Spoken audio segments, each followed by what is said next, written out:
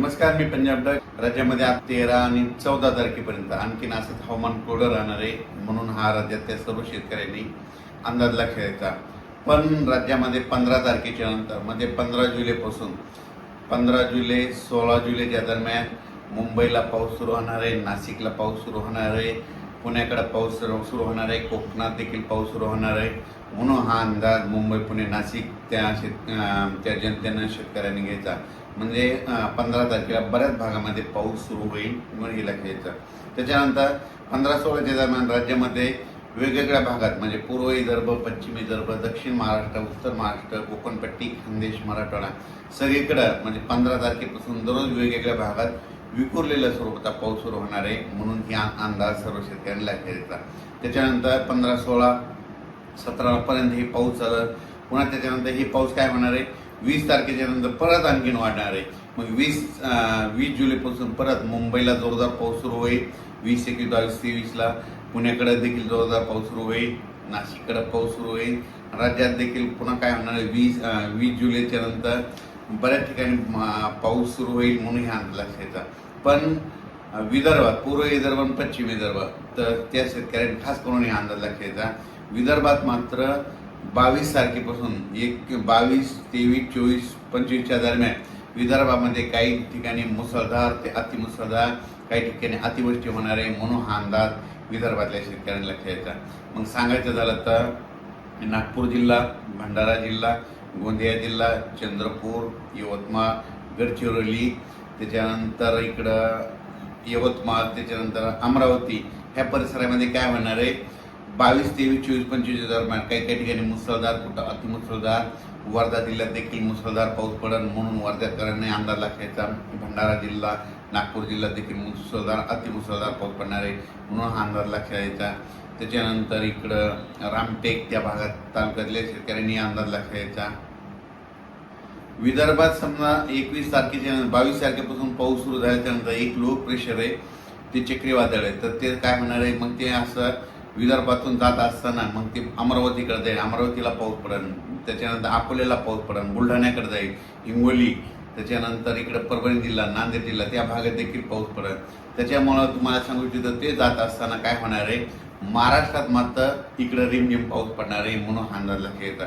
तिकडं मुसळधार पाऊस पडेल आणि इकडल्या भागामध्ये मराठवाडा झालं, या भागामध्ये काय होईल, रिमझिम पाऊस येईल म्हणून हे अंदाज सर्व शेतकऱ्यांना लक्षात घ्यायचा.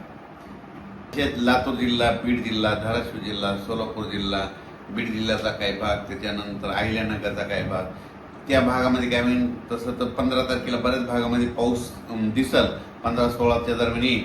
पण 20 तारखेला मात्र 20, 21ला मात्र तिकडं देखील बऱ्याच भागामध्ये पाऊस आलेला दिसेल म्हणून हा अंदाज लक्षात घ्यायचा.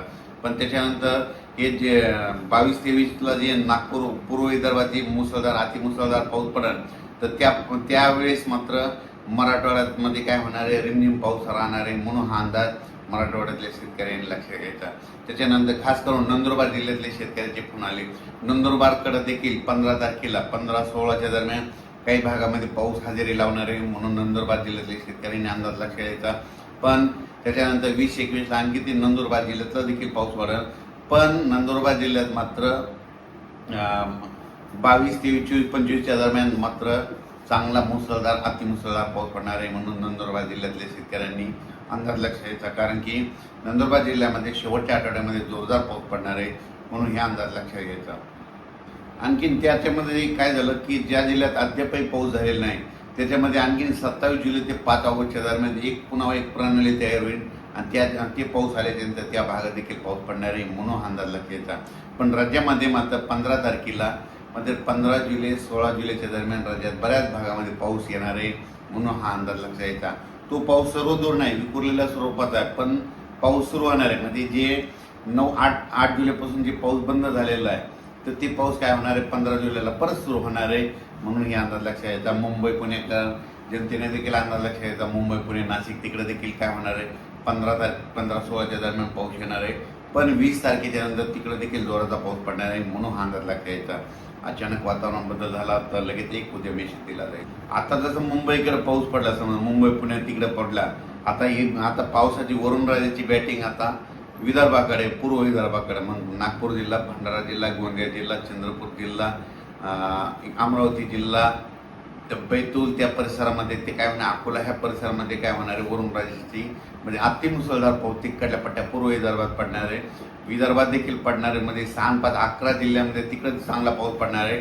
त्याच्यानंतर त्याच्या बाजूचे लगतचे जिल्हे नांदेड जिल्हा, यवतमाळ, नांदेड जिल्हा, हिंगोली जिल्हा, वाशिम जिल्हा, परभणी जिल्हा, मग तिकडं पाऊस पडल्यामुळे ह्या 2-4 जिल्ह्याला आणखीन थोडं जास्त पाऊस राहणार आहे. म्हणून हा अंदाज लक्षात घ्यायचा. ज्यांचे कोणाची शेतीचे कामं राहिलेली असतील तर तुम्ही आणखीन 14 तारखेपर्यंत करून घ्यावी, कारण की 15-16च्या दरम्यान राज्यात परत पाऊस सुरू होणार आहे. म्हणून हा अंदाज लक्षात घ्यायचा. 20च्या नंतर आणखीन ती पाऊस वाढत जाईल, 22च्या नंतर आणखीन जास्त वाढत जाईल. म्हणून हा अंदाज लक्षात घ्यायचा. धन्यवाद.